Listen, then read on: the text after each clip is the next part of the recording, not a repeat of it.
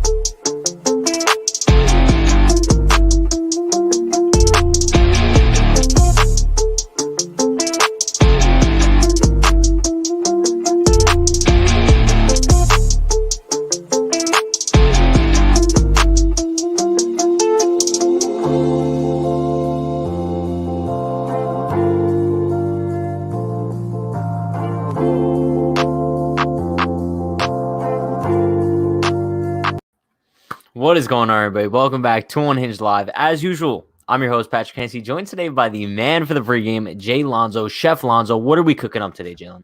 Listen, today is one of those days where Chef Lonzo is not necessarily Chef Lonzo. Chef Lonzo is more, I'm going to eat Sad leftovers. boy Lonzo?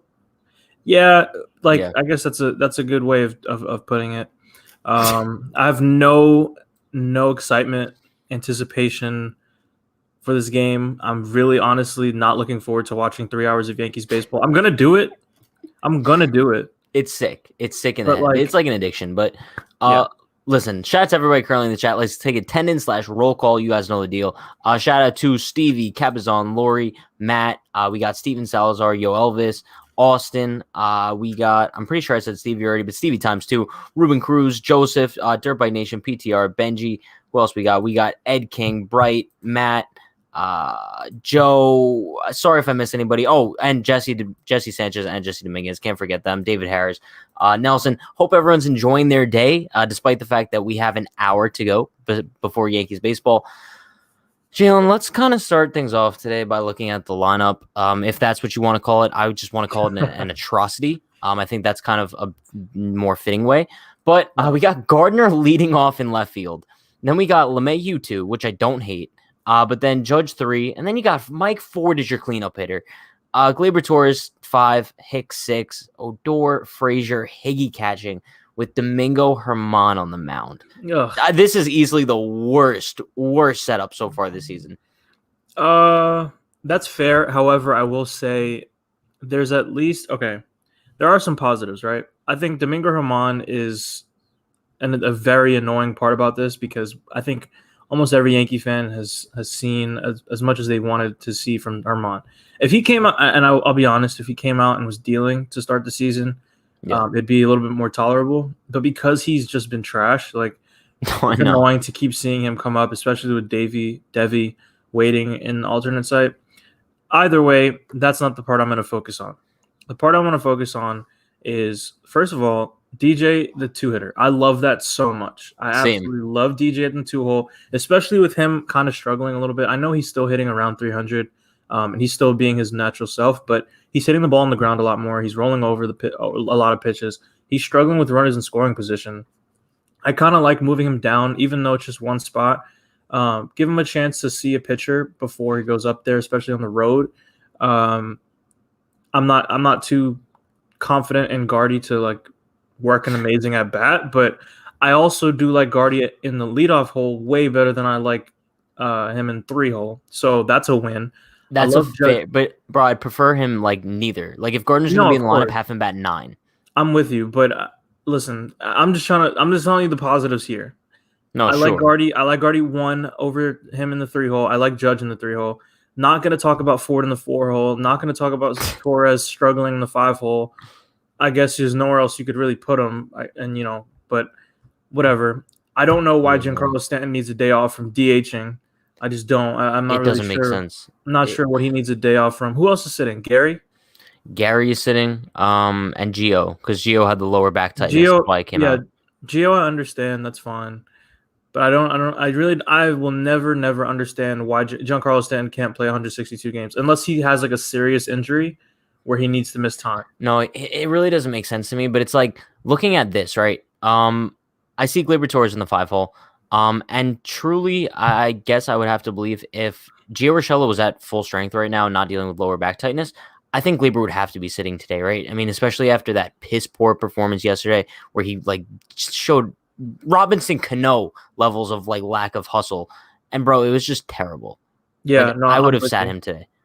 I would have sat him today too, and I saw a lot of people saying like you can't take out one of your premier players just to prove and like make an example. That's the thing. Baseball is one of those games where you can do that because Yeah, obviously this is not high school or college where you need to pretty much every game is like I know we talk about how important every game is in a major league season, but it's 162 games. If you want to prove a point, April 22nd is the time to do it. You want to set the tone now so that you don't have to worry about Gleyber Torres making those same bonehead mistakes in October or September or even in August when games are they weigh a lot more than they do now. yeah, I agree. So I'm not too sure if he would have been benched regardless if Gio was healthy, just because I don't know if Boone has it in him to do that. I think the only way Boone would have benched Torres is if it came from upstairs, like if Cashman was like, we need to bench him. Yeah, I would have to agree. I mean, Max Goodman posted a tweet today. Based on like what Aaron Boone had to say about Gleyber Torres. He said he spoke to Gleyber Torres and the conversation details are private, which I mean are obvious. But he said when we're not playing well, that understandably gets a lot of attention. Care factor is where it needs to be. He's grinding through a tough stretch. I Now, hate that quote. Everything how do about you that quote I say hate. how do you say care factor is where it needs to be? Like he's not showing us he cares at all, just by that pathetic jog to first. So how are you saying that the care factor is where it needs to be?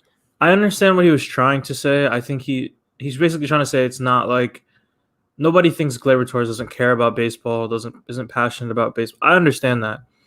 But to say when we're not playing well, it gets a lot of attention. I think that's just a really weak statement for our manager to make. That's Yeah. something that we should say. That's something that we should be like highlighting. We're only mad about Gleyber really not running this out because we're not playing well. If we won 10 straight, nobody would really be talking about this. No, yeah. However, as the manager, especially a manager of a 24-year-old player who you expect to be a superstar, it shouldn't matter. It should never matter if you guys won 10 straight, if you lost 10 straight, if you're 500. Like, those things cannot happen. Derek Jeter played how many years? 20 years? And he never jogged down to first base on a ground ball. Never, not one time. Like, you can't find it. So whether he was down by 10 runs, whether his team was on a 3-game losing streak, whether they were the 1998 Yankees, like none of that matters. You have to play the same way all the time. You have to give 100% effort. And if you can't do that, then you shouldn't be playing the game. I would have So to agree. it's just like it's I feel like this team is taking a lot for granted. I think they know that they're major league players. I'm sure that they work hard. I know that they want to win. I know Justin Wilson said he's never been on a team that wants to win more.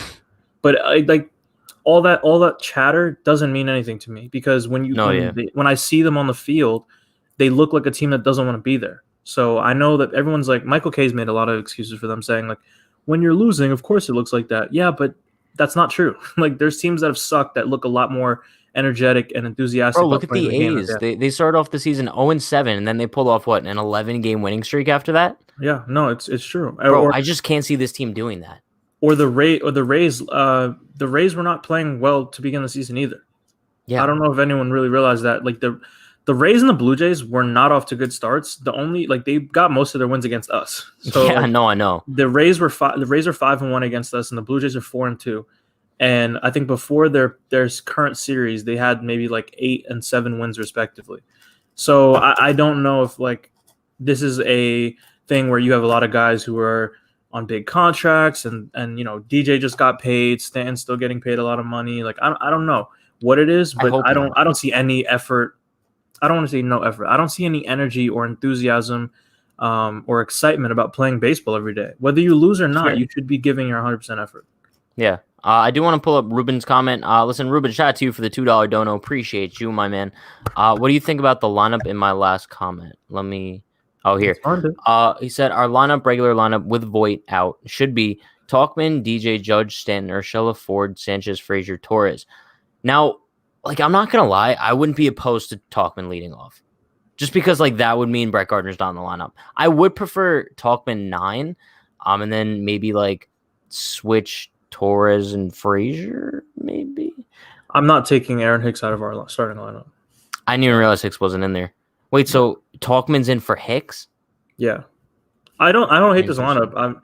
I'm just not taking Aaron Hicks out of our starting lineup. I wish there was a way you could work in Talkman and Hicks. There is a way without taking out Frazier. Well, I mean, there is a way. It's just rotational, but he wouldn't be a starter. Yeah. It'd be like he plays maybe twice a week, which I think would be fine because that's what Gardy does. He would just take that spot. Bro, me out. Gardy plays 2 to 3 times a week. I think Talkman should be in that role. Talkman should be our fourth outfielder. Okay, wait. I'm trying to like figure out what the infield would look like here because DJ would be at second, right? Ford's at first, Glaber's at shortstop, Gio's at third. To be honest, I would prefer DJ at first. Call up Dietrich, have Dietrich play second. I guess. Just saying. I think Ford is not a good baseball player. No, I'm with you, but I don't think Dietrich is either. I like his player, but he's not. They're the same player, if anything. He's just versatile. But that's exactly my thing. If you're gonna have a guy replace Luke Voit for the time being, I would prefer to have a guy who gets on base, plays multiple positions, and provides some sort of flair. I think Mike Ford provides none of that. Literally provides none of that. I don't know. And bro, the mustache, not a big fan of it. I think your obsession with Dietrich is like mine with Hicks. Like, I think I know Aaron Hicks has been kind of like a below average player for the majority of his time as a Yankee. But like when you see those flashes or when he has a good year like 2018, I kind of just like hold on to it and hope. Yeah, but bro, like at least Hicks gets chances. Dietrich hasn't gotten a shot. Yeah, but Hicks has had a better track record than Dietrich, and he has. Dissing Derek Dietrich. No, I'm just telling you, Dietrich has. Hicks is a way more valuable position than Dietrich, so they want Aaron Hicks to work out so badly. That's why they give him so many chances. Like Dietrich is not a position where you're going to force him to be valuable. If that makes sense. I guess. No, we have like his best position is second base, and we already have a second baseman. Let's see. Benji says Gardy didn't really play last year. I beg to differ. I remember Gardy playing a lot last year. No, he played a lot, bro. Especially towards the end of the season when Clint was slumping. Gardy was the everyday left fielder. Pretty sure. Which was okay because he was not playing well. I understand that. I think Clint understood that. But also, bro, like Gardy's not playing well now. Like he got off to a hot start, but since then he hasn't been good. But he didn't though. He had like 3 hits, and his averages looked really good because it was early in the season. I actually do want to see like what his stats are for at least like his past 7 games or something because it can't be good by any means. So the people saying like start Gardy because he's having a better season than Clint, like it's not by much. There's no way. Baseball Reference is my go-to. Like shout out Baseball Reference. Yeah, no, they break down everything so perfectly. So Gardy's 0 for his last 7. And he's 2 for his last 18. So can this narrative that Brett Gardner is having such a better season than Clint Frazier just be abolished? He's 2 for his last 18. Everyone's having a better season than Clint Frazier because he has 2 hits in his last like 30 at bats, but that's just like those 30 at bats have been super staggered and he clearly has a higher ceiling if you put him in the lineup every day over Brett Gardner. Yoelva says, Pat, can your friend explain to us why he likes Hicks? Because I want to hear this. Jalen, the floor is yours, bro. Just say why you love Aaron Hicks. Well, I don't love Aaron Hicks. I just think he's the best center fielder on our team as a total package. I'm not as big on Mike Tauchman as everybody else is. But Mike Tauchman is the only, I guess, candidate to replace. I'd like Hicks to see him get more of a chance. Yeah, that's what I'm saying. I think Brett Gardner gets the chances that Mike Tauchman should get. I think if Mike Tauchman had a full opportunity to claim the center field job, I think he would have a better shot at it, and maybe I would be more confident in that. But I just think currently constructed, I think he's the best center fielder option that we have. I also just think Hicks is put into terrible situations as far as like to have him be successful. Like he should not be hitting third whatsoever. I don't even like sixth for him. He should be the ninth hitter. Like he just should. That's fair. No, he's the prototypical ninth hitter if he's going to be a starter. So I don't get it. But I'm not like in love with Hicks. I think that he can be a lot better than what he is. He's just put into terrible situations where he's trying to be a power hitter from the left side, and he's clearly not that. He should be using his advantages, which is his vision and his base running prowess. He's able to get on base a lot. And I think the ninth spot is perfect for that. I think you'd see his numbers jump up a decent amount if he was hitting ninth with a lot less pressure on him. You know, Jalen, it's a fair argument. Cool. I'm cool with Mike Tauchman. If Hicks continues to struggle for like another couple of weeks, if he gets benched, I'm not gonna like be upset. He's not like one of my favorite players. I like him. I think he could be a lot better if he was put into the right situations. Listen, shout out to Ruben Cruz with the $5 dono. Appreciate you, Ruben. Ruben's the man. Ruben is a straight legend. He says Tauchman 2019 with good playing time is slashing 277, 361, 504, 865 OPS with better defense than Hicks and better bat, steals bases as well as we've seen. Now, I think bringing up Tauchman's 2019 stats is interesting because I think that instead of bringing up those numbers to make the argument that he should start over Hicks, I think we should use those numbers to make the argument that he should be the fourth outfielder over Brett Gardner and kind of like be that rotating guy to give everyone a day off every now and then. And to be honest, like I think he's a lot better than Brett Gardner. If he gets that consistent playing time, it just sucks because how are you expecting him to perform if he's not getting those consistent ABs like he was in 2019, you know? Right. No, I'm with you. And I think people tend to, like, I understand you want to compare 2019 Mike Tauchman to 2021 Aaron Hicks. Obviously, I'm taking 2019 Mike Tauchman. Yeah. But that's not what we've seen so far because Mike Tauchman hasn't had those chances to, I guess, show that he's still that 2019 version. He didn't look good in 2020 at all. Aaron Hicks did have a good 2020, even though like his stats were not what like I remember we did an episode where we looked at his stats and he actually was a pretty solid player last year. He got on base a decent amount. His defense was a little bit down, especially because his arm wasn't fully healed, as we learned. But which still seems like he's still very cautious with it. A little bit tentative. Yeah, I 100% agree with that. So I think you did lose a little bit with that. But I can't really crown Mike Tauchman as better than Aaron Hicks yet, just because I haven't seen that version. I haven't seen 2019 Mike Tauchman yet, but that's not his fault. He should be given that opportunity to show that again. And I think if he did have consistent playing time, I think he would show that again. It's fair. I do love his defense and his base running, though. I do absolutely love that from Tauchman. Same, bro, and it really pisses me off. I feel like a broken record saying this all the time, but this is why Mike Tauchman needed to be the Yankees' fourth outfielder. Yeah, like it blows my mind that they wouldn't. He's their fifth outfielder right now. He might start on a lot of major league teams. Yeah, and it's no, I'm with you. It's so frustrating. I think Giancarlo Stanton should be getting reps in left field over Brett Gardner. But I guess that's a topic for another day. Yeah, I wish they would have let Stanton play the outfield a little bit in spring, but whatever. PTR says, Jay, Dietrich is not a good baseball player. That one hit hard. Bro, yeah. I think that I don't think he's necessarily like the answer talent-wise, performance-wise, but I think he could be like a 2017 Todd Frazier impact on this team. If you look back at like recent years, bro, like the Yankees have always had like that spark plug player, and they don't have one now at all. No, I hear you. I think it's just because I see a lot of people assuming that Dietrich would like answer all of our questions. Like, I think the only problem I have with Dietrich is that there's only but so much impact that he could have, especially with Voit coming back in about a month. Yeah, so Jalen, he doesn't have to be that good. Like, he's just going to be replacing Rougned Odor, who sucks. No, I hear you. I think he would be an improvement for what we have right now. I'm with you on that, but I don't think he's better than Mike Ford. I think he should be. We should have never traded for Odor.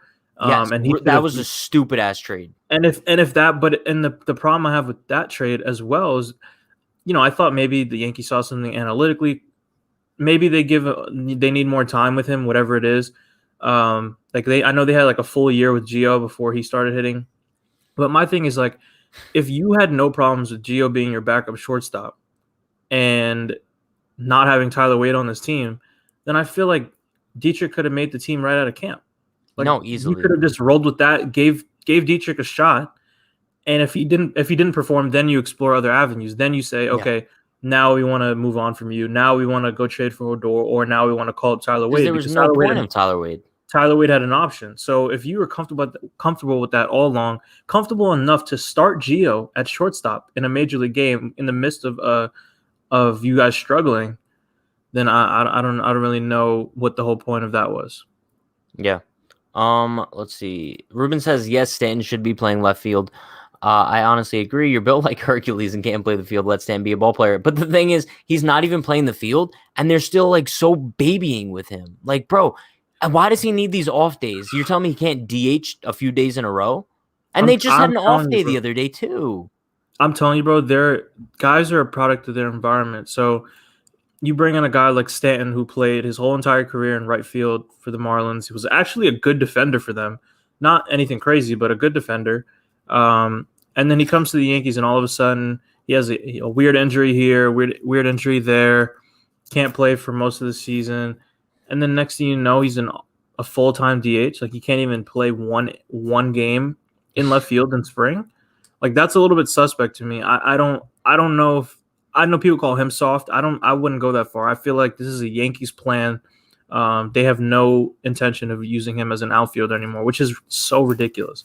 They baby him so much. Like it's the worst. Yalva says Odor is like the pitcher that needs to hit for the National League. Bro, there's pitchers in the National League that are better than Rougned Odor. I'm pretty sure Jacob deGrom has like a higher batting average so far this year than Odor. More RBIs, better batting average, better OPS. But that's what I'm saying.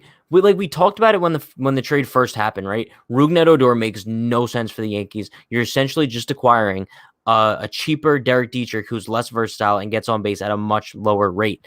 Yeah. So I think looking at it now, it seems like the only reason they did it is because Rougned Odor is cheaper, no? I mean, I guess he's like $1 million. It has to be. It has to be. There's no other reasoning.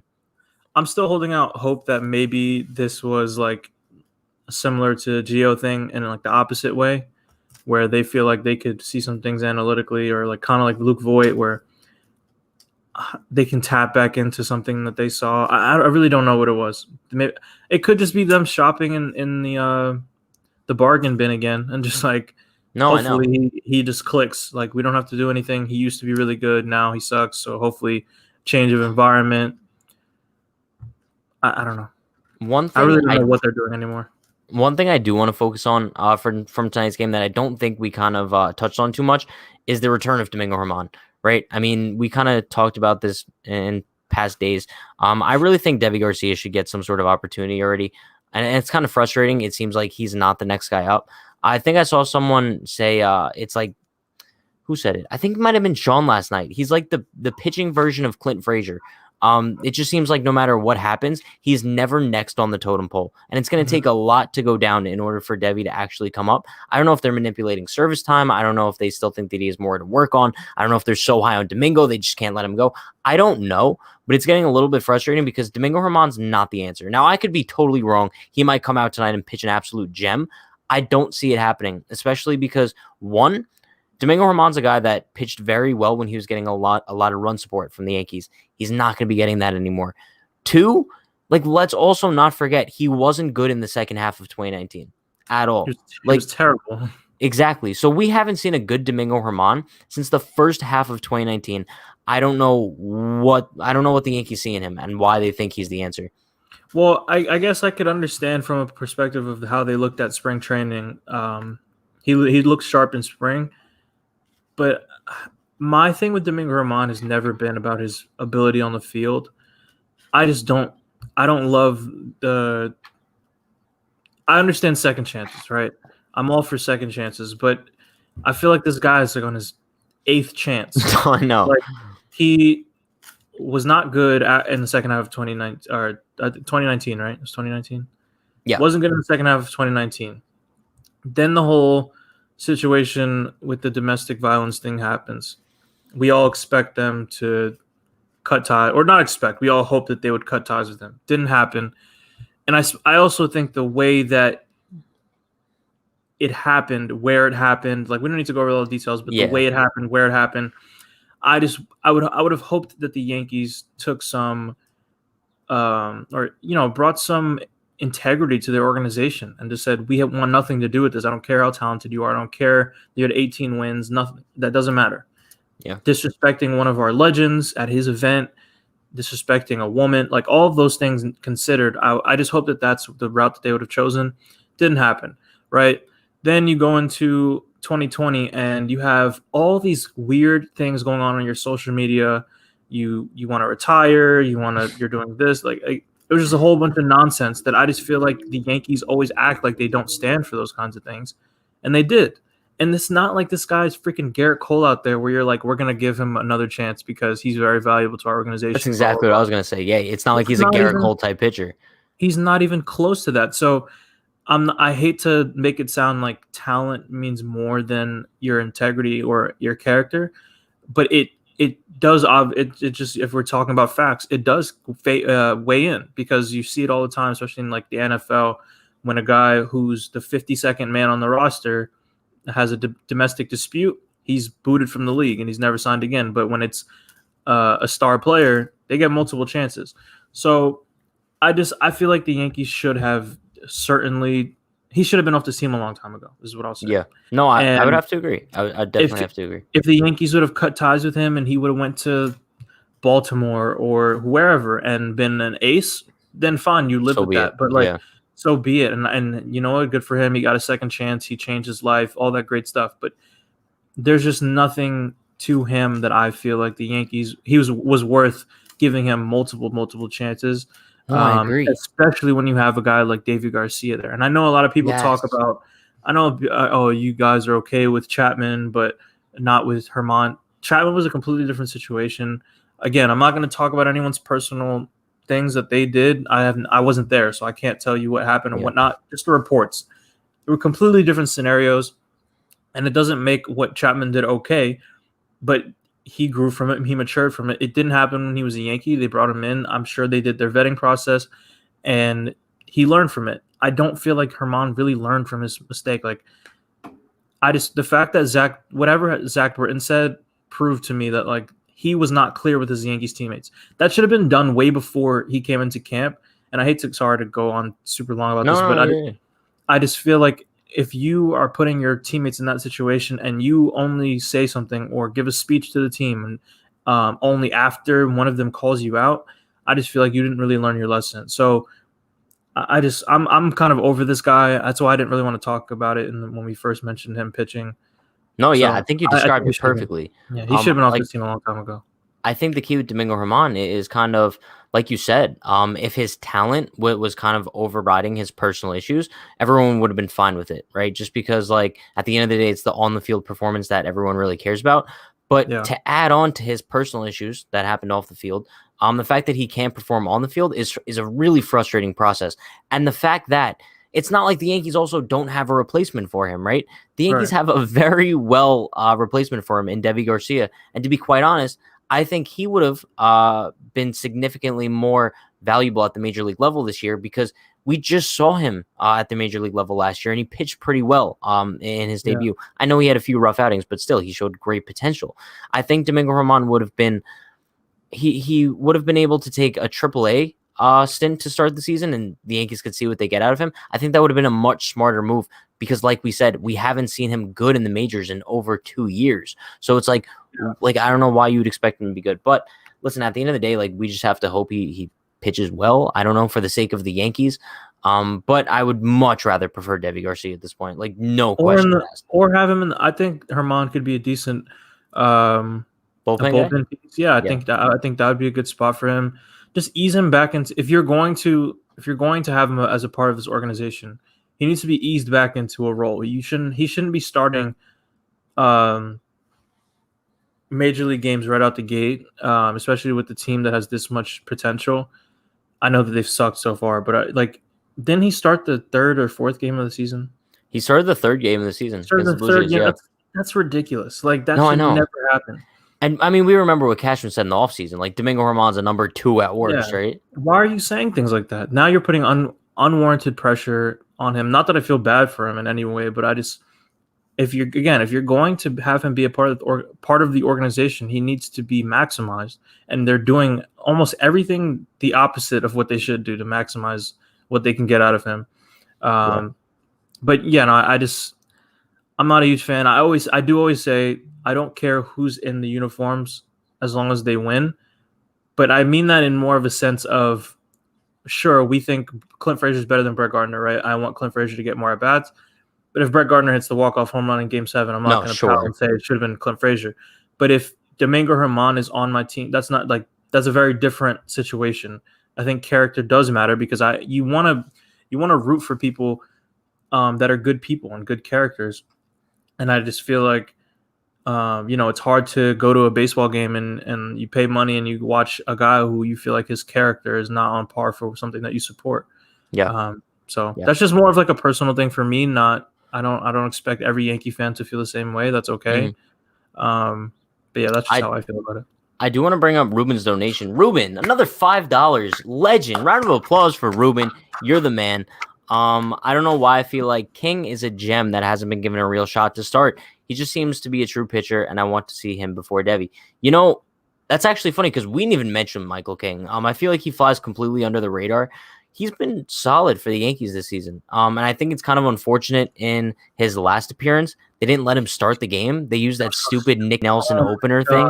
Ridiculous, bro. But then I think the other time we saw him this season was that fantastic outing against the Blue Jays where he went like 6 innings, only gave up 1 hit. Pretty sure he came in for Herman that day too. So yeah, Michael King's another guy who deserves like a legitimate chance to prove himself in the rotation. Like, why not? He can't be worse than Domingo German. I agree. I would be wary about him as a starter right now, just because when he started, he has not looked good, but in the bullpen, he has looked good. At least this year, he's looked really solid in the bullpen. I feel like if you wanted to ease keep saying Davey. You wanted to ease Devi. Okay, wait. Bro, apparently it is pronounced Davy, but when I heard Cashman say it, he said Devi. So it's like I just go Devi because it sounds nicer. Let's go Devi. I think Devi. I like Devi. But yeah, I feel like maybe ease Devi in and maybe understanding that he's not going to be giving you 7-8 innings. Yeah. So you could pair him with not as an opener, and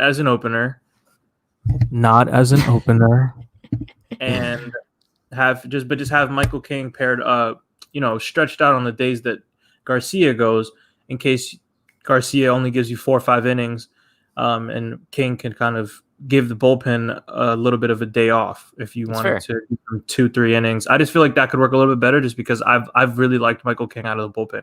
And I don't want to throw that away. Because long men are important. Pause. Shout out to Yo Elvis with the $5 dono. Shout out to you, Yo Elvis. You were a straight legend. Appreciate you. My thing is Judge won't get anything good to hit, having Ford bat after him, and also Hicks and Odor back-to-back SMH. Yeah, listen, but this is what happens when you don't really have that many good hitters in your lineup. There's no protection behind Judge, and then having Hicks and Odor back-to-back is kind of just like 2 automatic outs. But bro, you have good hitters. They're just on the bench because they can't DH. 2 days in a row. So no, but also the thing is like these guys even are they're not hot right now. Like you'd probably be getting better at bats from like Derek Dietrich. Just saying. Listen, we should do. I think today looks like one of those lineups that Aaron Boone just pulled the lineup out of a hat. No, yeah, this is the closest we get to that. Because I'm pretty sure the other night on the Yes broadcast, which is terrible, by the way, but they were talking about Billy Martin did something like that, like back in the day. I think he like pulled names out of a hat or something, and that was the lineup. This is probably the closest that we'll get to it. Because the lineup is just the island of misfit toys, essentially. I actually think, though, what's funny about that is that I think I to this day, I've heard that story a lot, and I think Billy Martin didn't really pull those names out of a hat. I think he created the lineup and just kind of made it seem like it was random, so guys didn't have any egos. I think that was Which makes sense. Yeah, and even if Billy Martin's crazy or was crazy enough to do that, to pull the names out of a hat, but I do think it was a managerial tactic, and I don't think Boone has any type of capability or headspace to even think or fathom to do anything like that because he thinks the clubhouse would turn on him, and guys would be upset. Guys would They'd be rioting. They would be rioting, Jalen. I really think he would. I think Billy Martin made that line. He had Reggie Jackson hitting third. Like that was not by accident. No, yeah. Like, I'm not a fan of Reggie Jackson, though. Just saying. Love Reggie Jackson. Did I ever tell you the Reggie Jackson story? Yeah, I hear you. I'm with you on that. That was messed up. Also, bro, apparently a lot of people have bad experiences with him. But Steven says, might be terrible, but you gotta love Paul O'Neill. Now, I will say this: in 2020, I was not a fan of Paul O'Neill whatsoever. For some reason, this year, like he's completely like I really like him in the booth. Not gonna lie, him and Cohen are great. K's not good. I'm sorry. I think I used to love the S booth, and I used to love Michael K. I used to love Paul O'Neill before last year.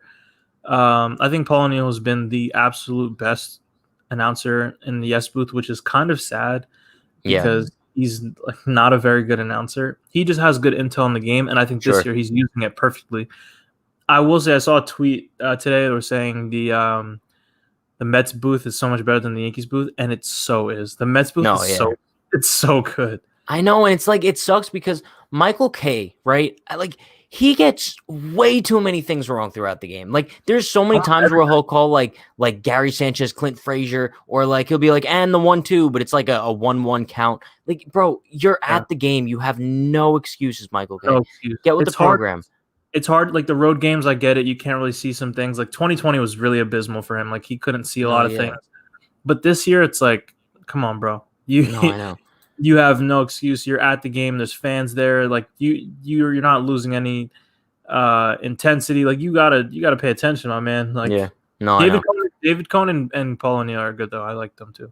Shout out to Stevie Bats with the $5 dono. Appreciate you, legend in the chat. Stevie, appreciate it. He says yes, that is true, Billy Martin, bro. Like, I'm not gonna lie, maybe we don't need like a Billy Martin type manager to that kind of like level of craziness, but like, bro, Aaron Boone just needs to show a little bit more heart. A little bit more heart. Rather than just coming for like these post-game press conferences and being like, you know what, I think the care is where it needs to be. We're gonna turn the corner soon. We're gonna get better. Domingo German's pitching tomorrow. We love Domingo. He's just the best. You know, our team's really good. But you know what I'm saying? It's like, give me some sort of fire. But Pat, the problem is that that's the culture that they want. They want to install a culture where everyone's safe and no crazy things are said, and no one's, on the back cover of the New York Post or Daily News making headlines for the wrong reasons. Like they don't want any risk takers because that's what the Yankees are becoming. They're soft. They want to. Okay, but Jalen, we say that, but at the same time, they have Domingo German on the team. No, I'm with you. Listen. That's what I'm saying. I feel like they were completely hypocritical in that decision. But I think that Aaron Boone is exactly the kind of puppet that they want. I think Aaron Boone's a nice guy. I think he knows a lot about baseball. He's knowledgeable. He obviously is qualified to be a part of baseball. I don't know if he's qualified to be a manager, but I think he's qualified to be something in baseball. I think he was offered like a Twins front office role. I think he'd be a decent. I don't know how much he knows about that part of the job, but like I think that would have been a little bit better for him. Maybe like a bench coach role would be nice for him. I also don't think the Yankees is a great spot for him because I feel like you need to be so much more of a personality to be the manager of the Yankees. Yeah. Especially you're managing a lot of personalities. I think having a guy like Aaron Boone manage Clint Frazier is probably the worst combination ever. No, I would agree. I think Bam Bam is the perfect guy for me. Yes. I think Bam Bam should be our manager. I think he should have been our manager coming out of 2017. I think Joe Girardi should have been our manager coming out of 2017. Same. But if you're going to fire him, I think – and by the way, I go to school with Joe Girardi's son, and Joe Girardi and his family were so pissed that he got fired. They wanted to be a part of it. He wanted to be the Yankees manager until he retired from managing. Like, that's what his son said. I wish he would have. They loved the Yankees, but I think Bam Bam is the guy. I think he's the perfect guy for this team, for the future teams. Like that's my guy. Or I think Carlos Beltran would be a good manager too, but I don't know if the Yankees would hire him. No, I know. And like looking back to that like post 2017 managerial search, Boone. When it came down to the finalists, I believe the three finalists were Bam Bam, Beltran, and Boone. Bro, Boone was my last choice. No, me too. I wanted Bam Bam, then Beltran. And then Boone, if it actually came down to that. But obviously, want I to think hire Girardi should have stayed. Yeah, Who? I'm with you. I saw something where A-Rod was like the secret Oh yeah, candidate. yeah, yeah, yeah. I remember there's always like John Heyman always does that thing where he's like, there's a secret guy, there's a secret team. So he said there's a secret guy, a candidate for us. I thought it was A-Rod, but I think it was like Eric Wedge or something. Bro, like, correct me if I'm wrong, but if the Yankees were going to go with an inexperienced manager who was kind of just there to be like everyone's friend in the clubhouse, get someone with a personality to kind of be their friend. You know who would be that guy? Mark Derek DeRosa. Dietrich? Oh. No, I mean, Derek Dietrich maybe solid manager one day, but I think if you were going to go for like an inexperienced guy who was just going to be friends, Mark DeRosa would be that guy. Just be like a cool presence in the clubhouse. I know you've mentioned Mark DeRosa a lot. I'm not a big fan of Mark DeRosa being. I like him as a guy, but I don't know if he would have been a great managerial choice. Better than Only Boone. because, yeah, sure. But I've heard him say some things on MLB Network that I like kind of make me question his baseball knowledge. If I'm qualified to say that, like I just feel like some of the things he says are just like, whoa, buddy. Like what though? Just some of the I can't recall off the top of my head, but he says a lot of things that are just like he doesn't really. He's like the opposite of Boone. Like he has no interest in analytics. Like he has no interest. In, like, everything for him is like pure. What's the eye test? Like I'm just going shit off. Like, and you have to incorporate a little bit of both.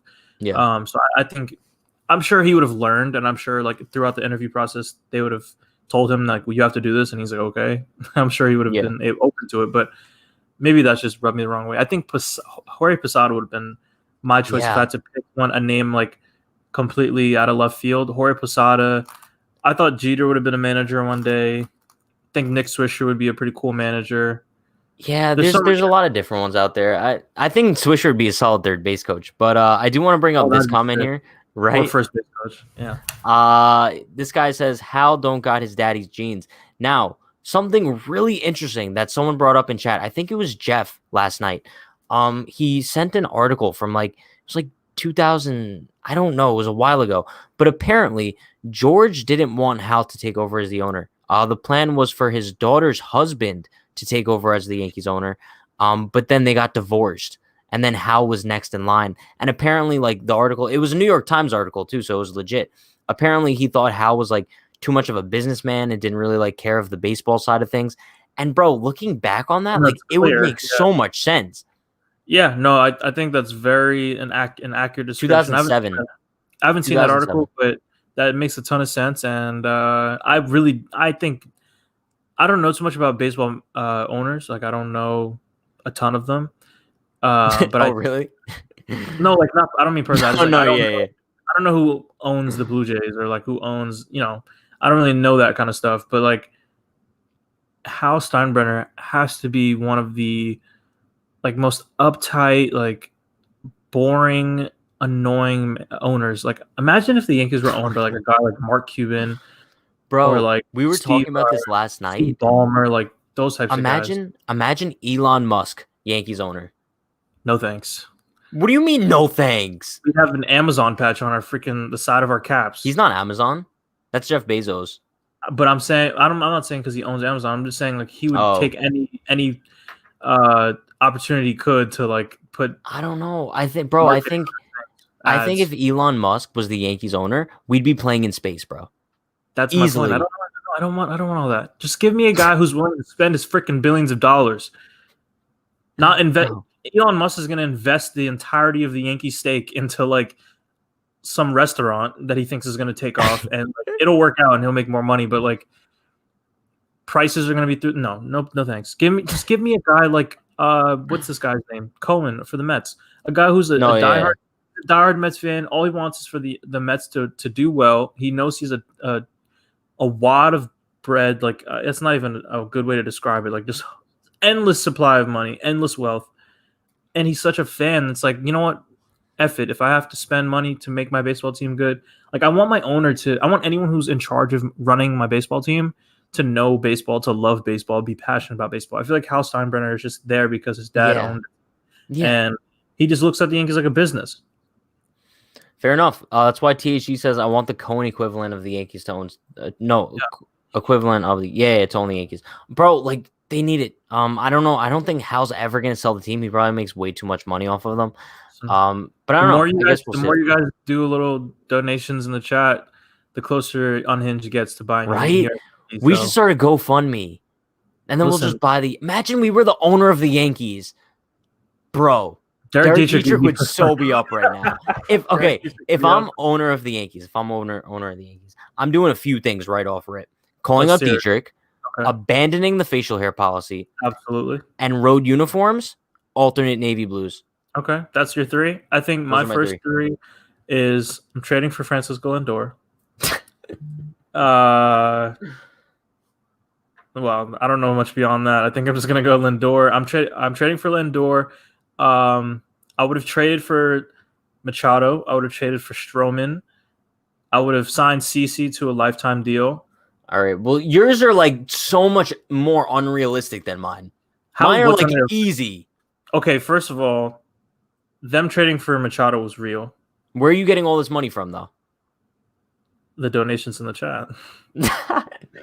We need a lot more donations to get this done, huh? Yeah. All right. Listen. So we got Jason Dominguez would have been starting in 2021. Oh, just put him out there. Look what they did with Juan Soto. How many pro games did Juan Soto play? Somebody tell me. I would like to see a little bit of him in the minor leagues first. Sure. A little bit. Okay, a little bit, but like I don't think he needs to be there for 4 years. No, like, people I would say he's getting called up when he's 20. People are gonna say he's getting called up when he's 21. Like he's 17 right now. You're telling me he can't start next year?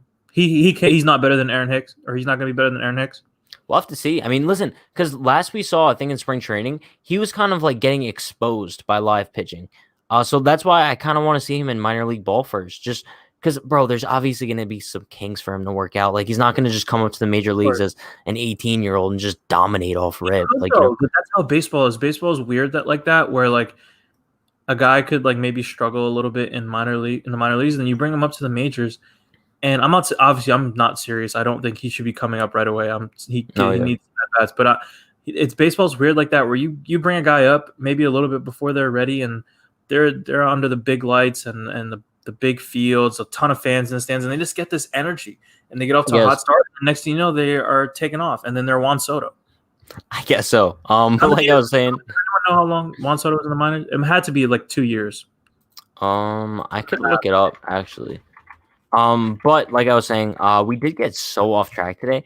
But do we have any bold predictions for tonight's game? Do we think the Yankees pull it off? Do we think Domingo pitches well? What are we thinking?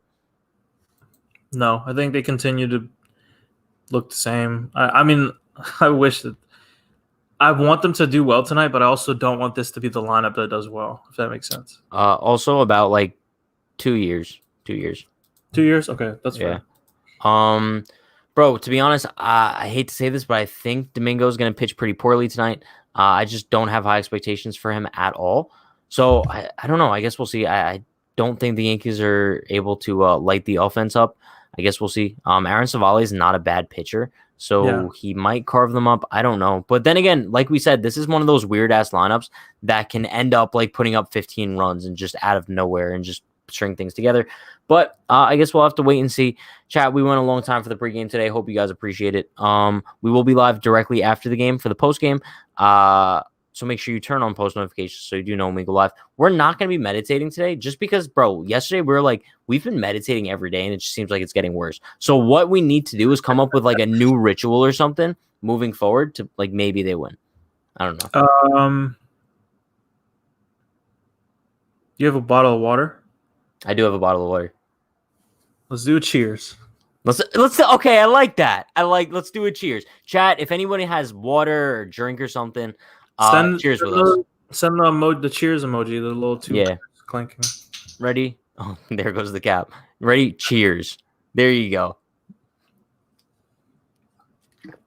Now that means we're going to win. Let's get it. If that works. We're doing it every day. Next week, we're doing the real stuff. I don't think we can on YouTube, but chat, hope everyone enjoys the game tonight. Let's go Yankees. We will see you after the game for the post game. You guys know the drill. Stay happy, stay healthy, stay safe. Like, comment, subscribe, turn on post notifications for more. Peace.